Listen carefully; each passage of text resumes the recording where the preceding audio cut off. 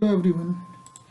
आज मैं आप लोगों के लिए एक नई लेक्चर सीरीज लेके आया हूँ जो कि मैथमेटिक्स की है। और ये गेट का जो एग्ज़ाम होता है इसके प्रीवियस ईयर में आए हुए क्वेश्चंस होंगे और ये लगभग सारे ब्रांच के लिए हेल्पफुल होगा, जैसे कि CS, सिविल है, मैकेनिकल है और जो भी ब्रांचेस होती हैं, क्योंकि मैथ्स लगभग लगभग कॉमन होता है सारे में। तो अब कोई भी ब्रांच के हों आप इसको देख सकते हैं।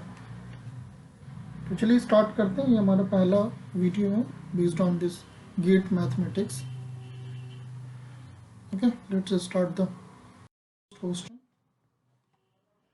यहाँ पे क्वेश्चन नंबर 1 हम लोग देख सकते हैं। This came into GATE 2005 EC branch में ये आया हुआ था। ये मिक्स रहेगा, ऐसा नहीं है कि पहले मैकेनिकल का होगा या फिर सिविल का होगा।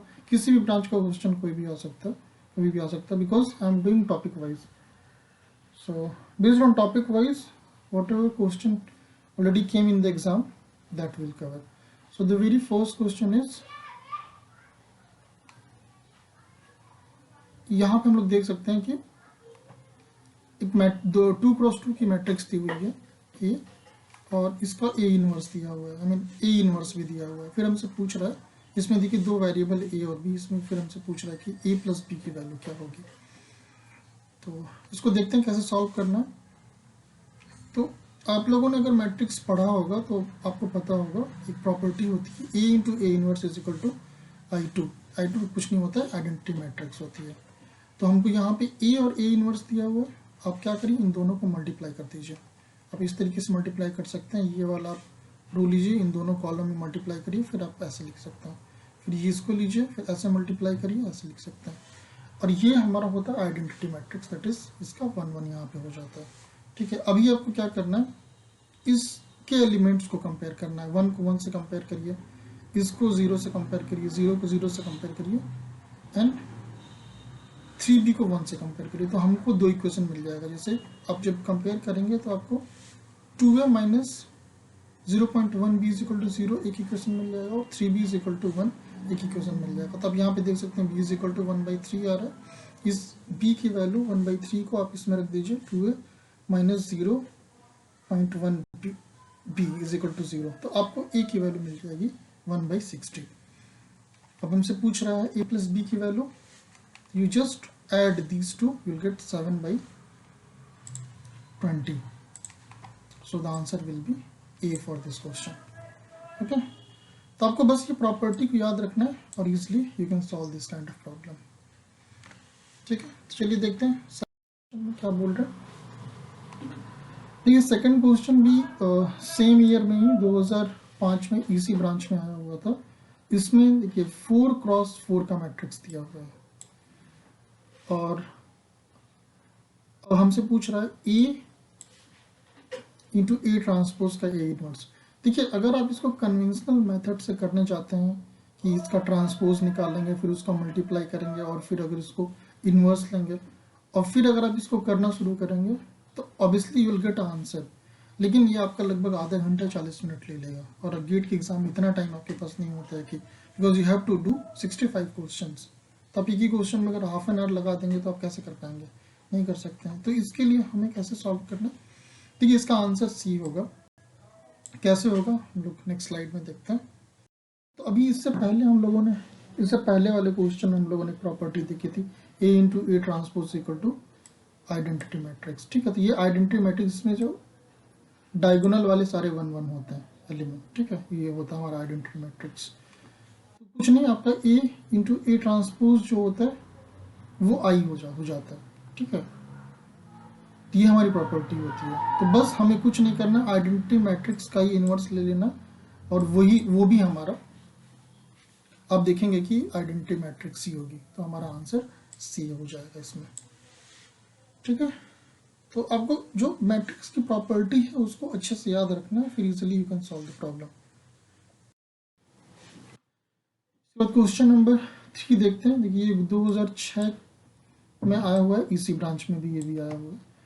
अब इसमें क्या बोल रहा है, इसमें 3x3 की मैट्रिक्स दी हुई है और हमसे इसमें रैंक पूछ रहा है।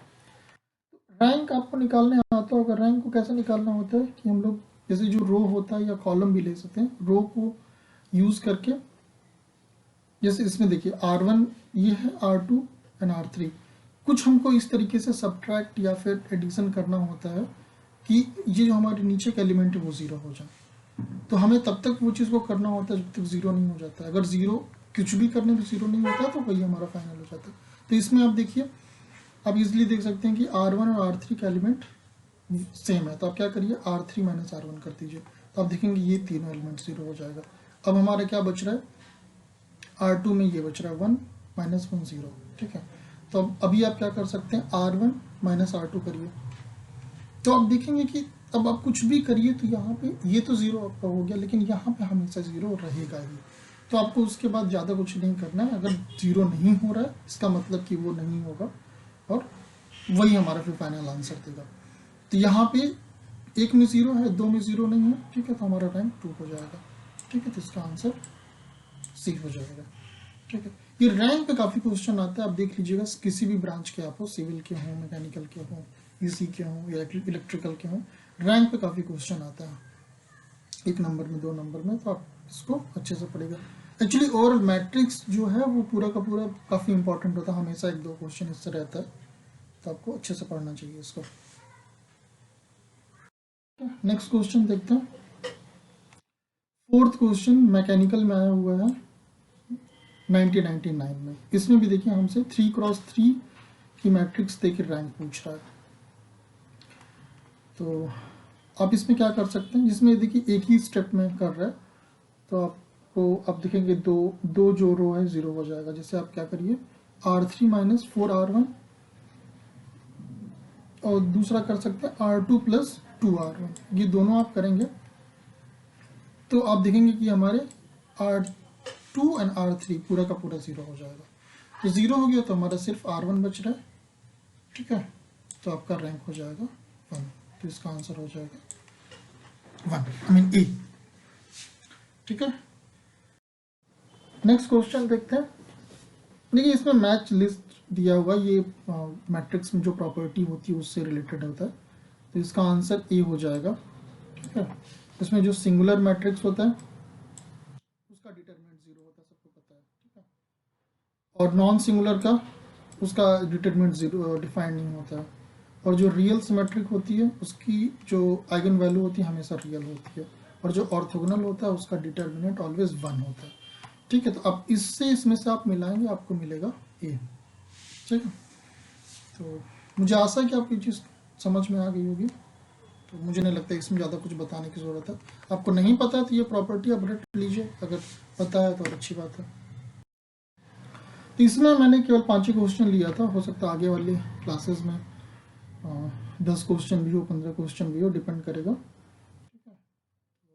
I hope you like these 5 questions based on great mathematics which came in previous year. Okay, thank you for listening.